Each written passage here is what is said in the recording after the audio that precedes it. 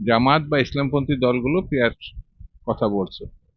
যে দলগুলো বলছে, আমার পরামর্শ হচ্ছে তারা যদি এটা রাজনৈতিক কর্মসূচি হিসাবে গ্রহণ করে জনপ্রিয়তা অর্জন করে, যেহেতু তারা বলছে পিয়ার জনগণ চায়, তাহলে জনগণ তাদের ভোট দেবে এবং তারা সরকার গঠন করলে পিয়ার পদ্ধতি বা অন্যান্য যে রাজনৈতিক তারা বক্তব্য আছে সেগুলো তারা পার্লামেন্টে কে করতে পারবে। কিন্তু পিয়ার পদ্ধতি ছাড়া নির্বাচন, এটা সাংবিধানিক সংকটের একটা ব্যাপার আছে। সেটা হচ্ছে সংবিধানে দীর্ঘ 100 বছরে একটি প্রচলিত যে ভোট সিস্টেম আছে সেটা পরিবর্তন করতে হবে। তো সংবিধান পার্লামেন্ট সংবিধান পার্লামেন্টে পরিবর্তন করা যায়। পার্লামেন্টের অনুপস্থিতিতে পিয়ার পদ্ধতি প্রয়োগ করা এটা সংবিধান বিরোধী হবে।